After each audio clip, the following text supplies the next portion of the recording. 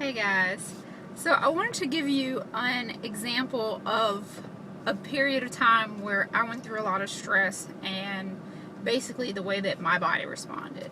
Because a lot of times when we are in the midst of stress, we don't think that we are, but sometimes it's, the accumulation of a lot of little things that ends up creating this response. So it's like I was saying about, when the levels of stress are constantly elevated, that you start to see problems. So sometimes it's not necessarily the huge thing that you're stressing about, but all the little things that you're stressing about that add up. So for me, this is a long story, but I'm going to try to truncate it just for the purpose of this video. But essentially, as you saw in some of my previous videos, when I was bulking and cutting, I ended up having to start my cut early, which was unexpected and unwanted, other than the fact that I was going on a vacation that I really wanted to go on. So typically for summertime I have a set of clothes that I can wear, and for winter I have a set of clothes that I wear, and when I'm bulking, I have clothes that I've invested in that help get me through that time so that it's, not really stressful at all.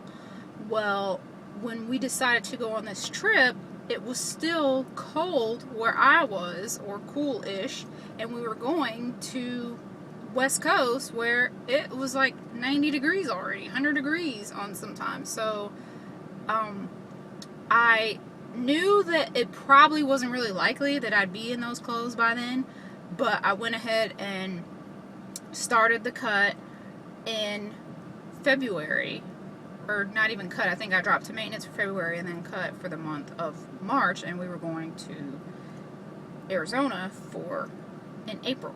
Now typically I don't even start seeing results until maybe the 8-week mark, but usually not even really until like 12 to 16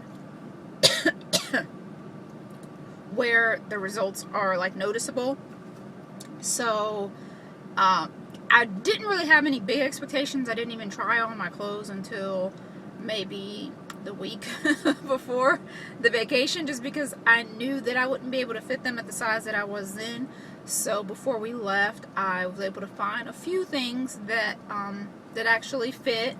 I figured they would be enough to hold me over, and I could either go shopping when we got there, just leisurely, or because my activity level would be higher, that maybe I would still see some cut results, even though I wasn't really trying.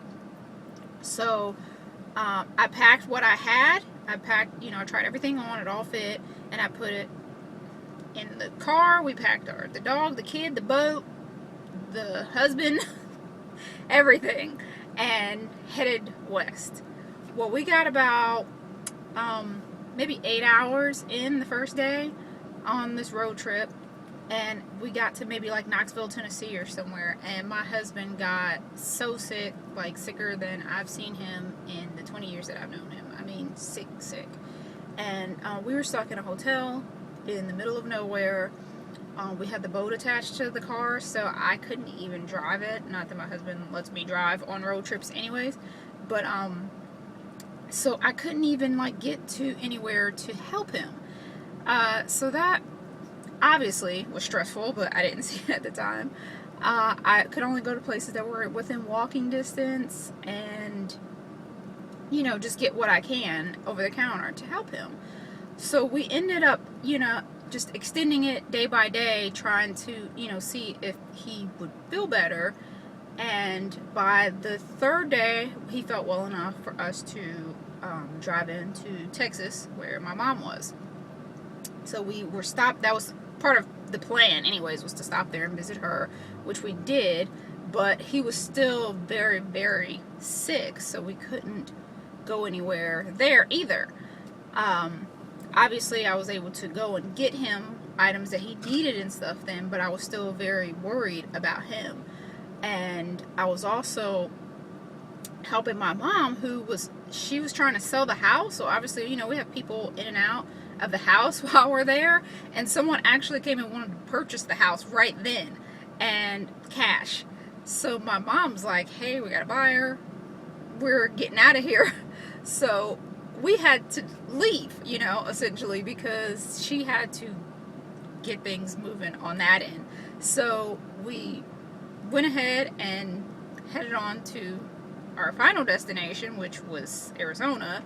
And while we were on the road, I noticed when we left Texas that some of my clothes were kind of, fitting a little bit tighter, but, I assumed we had been in a hotel forever and eating a bunch of crappy road food, so obviously, with tons of sodium, I'd be retaining water, so not too big of a deal. Well, on the way there, I'm in the car, I'm, obviously on my phone a lot and still dealing with clients and with EM2WL and messages and, comments, complaints, concerns from many people. And, typically my job is to calm people down, because obviously the journey can be very stressful to a lot of people. So I spent a lot of time just talking people down. Well, during this time I had two clients that were very high strung. Very high strung. So although, typically I had the energy to help them, during this time I hadn't been able to give them as much attention because of everything that was going on with my husband.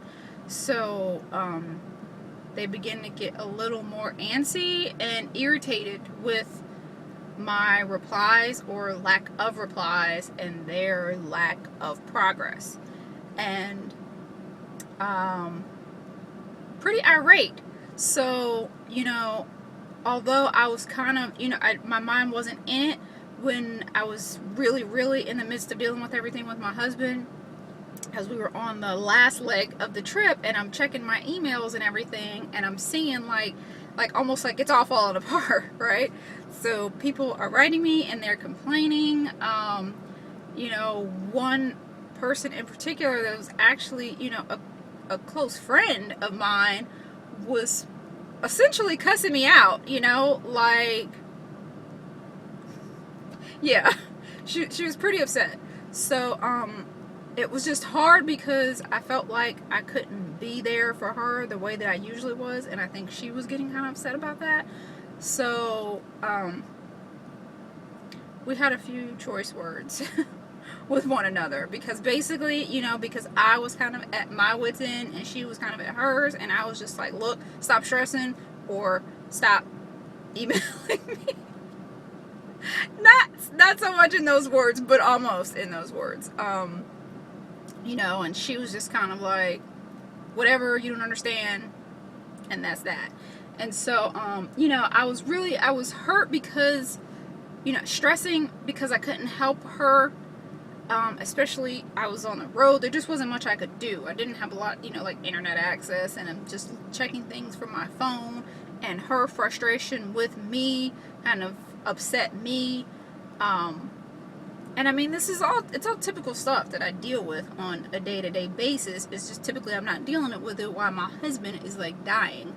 So by the time we got to the condo in Arizona, I'm like going crazy. I'm telling my, trying to see if he's okay, but then at the same time, I'm like, oh my gosh, what am I supposed to do? I gotta get connected to the internet. I gotta, and I'm just kind of frazzled over everything that's going on. And,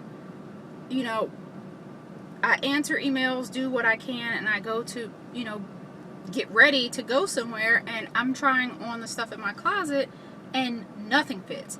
Absolutely nothing fits. And I had been, we've gone grocery shopping since we've been there. My eating was back on track. I was getting enough water, but I was just, noticing that nothing. All the stuff that I just tried on the week before was like, I couldn't even attempt to put it on. And so, I went through a couple days of that, just kind of in denial, or thinking like, okay, it's just water weight, it's going to go down, but still dealing with all this other stuff. And I'm also, at this point, set up to meet some people from EM2WL. Well, one of them I met last year at a fitness convention at the Kathy Road Trip, and another one I hadn't met yet, but then my mind starts going of, okay, last year when you saw this person, you look like this, or this person, they seen all your pictures and you look like this. And these are all thoughts that I would usually dismiss, but at the peak of everything that I had been going through, now my head is like full throttle with everything. I've hardly worked out because I had the shoulder injury, so I was already dealing with that and worrying about losing muscle mass, and now I'm worrying about having to meet people, and I'm seeing family that I haven't seen in years, or that I just saw, last year, that saw me looking one way, and now I'm like beyond bulk size at this point, which I'll attach pictures to kind of show what I mean. And now, the day starts closing in to where I have to meet these ladies, and, I can't fit anything.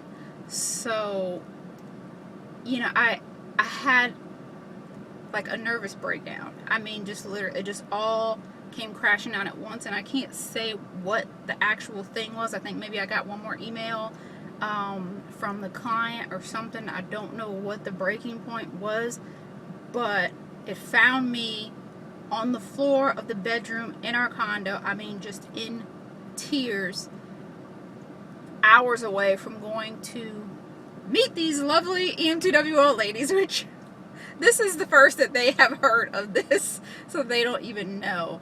But I broke down. I cried like a baby, and it took my husband pointing it out to me, like, you sound like the people you coach, for it to really hit me. And I knew that he was right. I knew that it was stress. I knew that I had allowed it to get to me. I knew that's why I was gaining so much weight. When I thought about it, I had missed my period and I didn't even realize it. I mean, my husband thought that I was pregnant. It had gotten that bad. Like, he literally thought, like, praise God, it's a miracle, she's pregnant. And I wasn't. I was just fat. Or that's how I felt.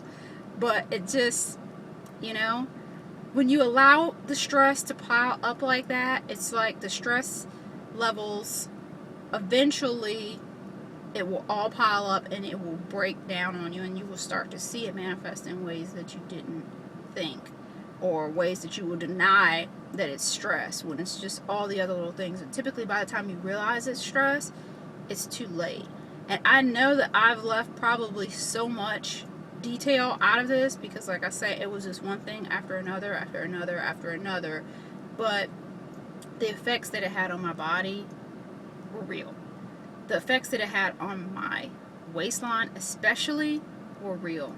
I'll show the pictures of what it did, but there's no denying what I went through and how, I had my own chance to see that the stress response over the little things can become something big, and then it just puts you right back into that spiral of stress. So I don't know if anybody can identify with that, but if you can, this is your warning sign to stop the madness.